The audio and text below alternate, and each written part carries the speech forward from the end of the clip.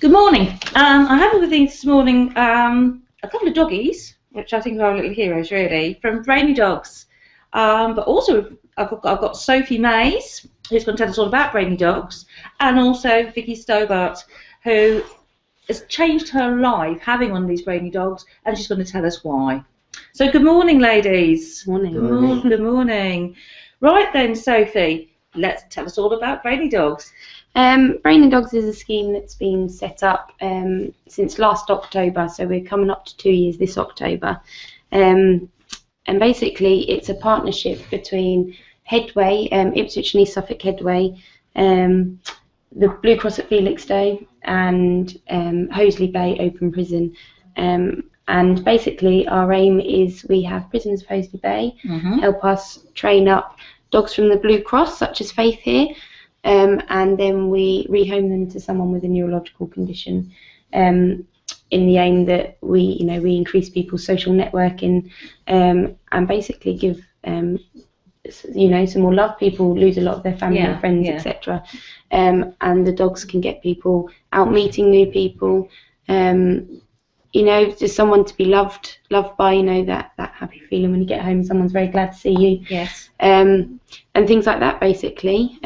We also have centre dogs such as Hope, who are here, therefore they stay at the centre and they're there for any of the clients to interact with. And we do lots of different things, like people can help groom them, help exercise them.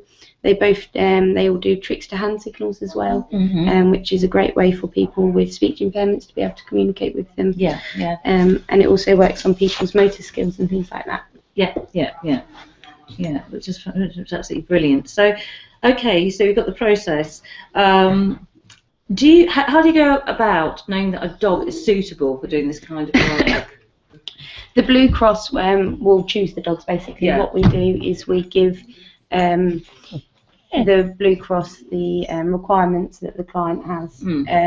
So some people would like a larger dog, a smaller dog. It comes down to the client's own wishes as well, basically. And then the Blue Cross will help select dogs on their sociability. All the dogs on the scheme are very sociable with people, other dogs, other animals, and their trainability to a certain extent.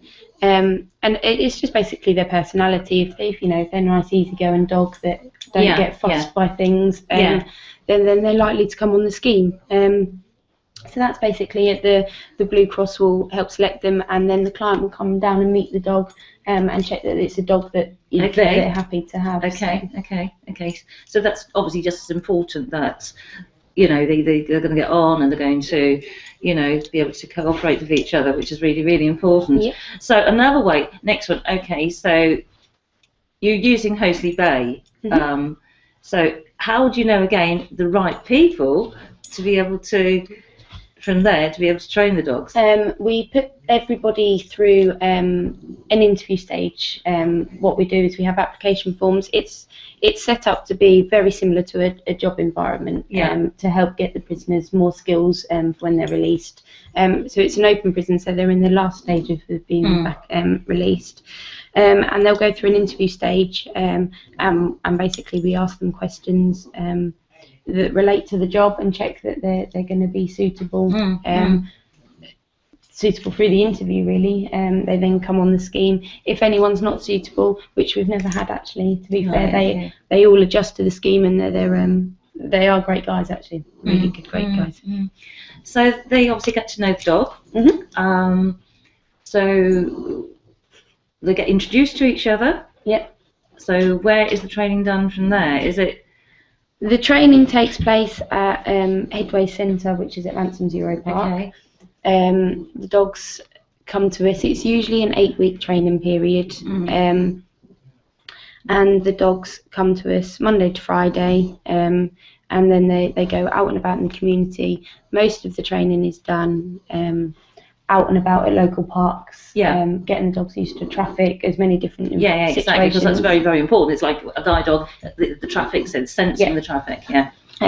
So it's all done out and about. Some of the training will take place in the centre if a dog needs to work on something specific, but most of it's done out and about. Yeah. Okay. So we've come to that stage, and then obviously you've got a list of clients who want the dogs. So the next stage is then introducing them to the dogs. So how do we go from there? We have initially, when a dog is selected for a client, the client will come down and check straight away that it's the kind of dog that they would like, and we check that they get on, and then over the period, the dogs and the clients will do more and more together. So initially they'll come out and just take them for a couple of walks. Then they will spend a night at the clients. Then they'll spend a couple of nights. Then they'll spend a week until. So it's a very, very gradual handover period. So the dogs and new owner can get to know each other. And Okay. So in the meantime, in that interim period, what actually happens to the dogs? They a lot of the dogs we require boarders for, so the dogs are boarded out with members of the public. It tends to work quite well for people that work full-time, that would like their own dog but can't because they work full-time. Yes, which of course very important. So the dogs then go to the boarders in the evenings and at weekends when the centre's not open. And then she's coming up for a cuddle. And so they go to the boarders evenings or weekends, and we ask that the boarders stick to all of the stuff that we're training them at the centre, and we all stick to the Blue Cross training pack, so everybody is doing the same thing with the dogs, so the dogs don't get confused. And then it's a very gradual period from when the boarders have got them towards the end of it, when they'll be handed over to the client. Okay. Oh, you're beautiful, aren't you? Both beautiful doggies. So Vicky, I mean, obviously this has made a huge difference to your life. Absolutely. I mean, what was life like before you had Faith? Before Faith, it was just monotonous. I was living on my own, didn't see anybody, didn't go out, didn't do anything. And then Faith came along. We go all over the place together now. Which is absolutely brilliant, because you feel confident now. You've got that confidence that's More than built. Yeah, you must have built your confidence up. Oh yeah. You meet so many people, especially other dog owners. Yes, exactly, because that is a very, very social thing. I mean, I've got a dog of my own. I know every time I go out, there's always somebody, and they always like to chat, and you can sort of discuss your little things, and you make friends that way as well, of course. Yeah. Totally make friends, which is absolutely brilliant. Oh, that's great, isn't it? So how long have you actually had Faith? I've had it almost a year. Nearly a year. Yeah. Nearly a year. Oh, she's so beautiful. They're both beautiful. Oh my goodness. I'm enjoying this. Absolutely lovely. But you need lottery funding, obviously. This is important. You put in for lottery funding so you can get more dogs to help more people. Yeah, we were initially funded. We got the People's Millions Award, which initially funded it. We now rely on finding other funding from other places. Right. Okay. Yeah. Great. Fantastic. So how long do you think? I mean, how's the lottery? The bid going at the moment. What stage are you at? We're waiting for a big lottery bid, which if we get, will be running for at least 5 years. Yeah. But we've recently got some money from the Henry Smith Foundation, which will keep us going for at least 3 years. So we're definitely going for 3 years. Okay. And then after that. Yeah. Yep, so we've just got to keep our fingers crossed. Well, this is it. I mean, sure. I mean, people will be watching this. They'll click in, and I'm sure a lot more people will think, "Wow, we're going to get involved here." Yes. The Henry Smith. So what are they? What are they involved in? They help fund projects. So it's a general sort of funding circle. Which is absolutely fantastic, isn't it? Oh, bless. So do you have any events? Have you got any events sort of we've geared up to? We've got a dog show in September, on September the 15th, which is a Sunday. That will be held just locally down in Trimley, Bucklesham at Kenbrook Kennels. Oh right, Kenbrook, yes, lovely. Oh, brilliant. And then we which we held last year, which was a big success. Just a very local fun show. It's all very laid back. It was good fun last year, wasn't it? Yeah. So we're holding that again.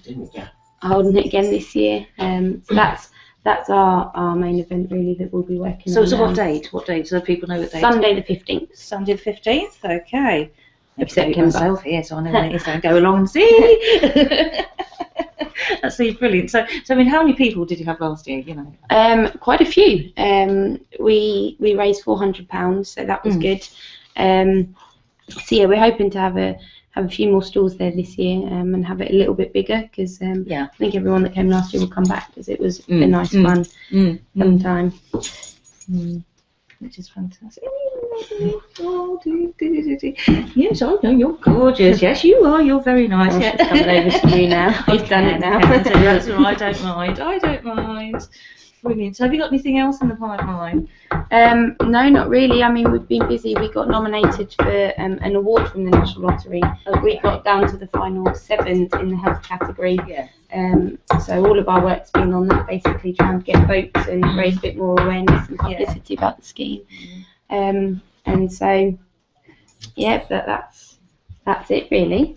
Yeah. Oh, fantastic. And then we go into other dog shows. We've got a few stalls at other dog shows coming up and about, just to raise people awareness. It's the awareness thing, isn't it? You know.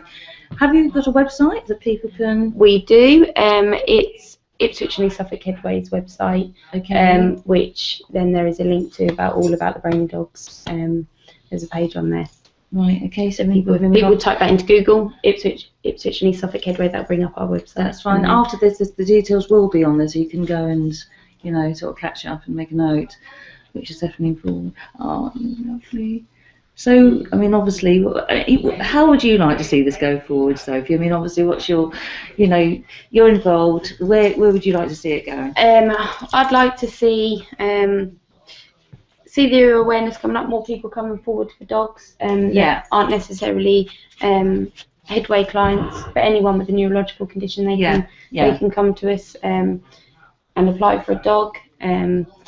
And then we're hoping to do more with the centre dogs, so hoping them getting to go out to more places. And helping them, so anywhere where there's a physio or school, anywhere basically that we can help people.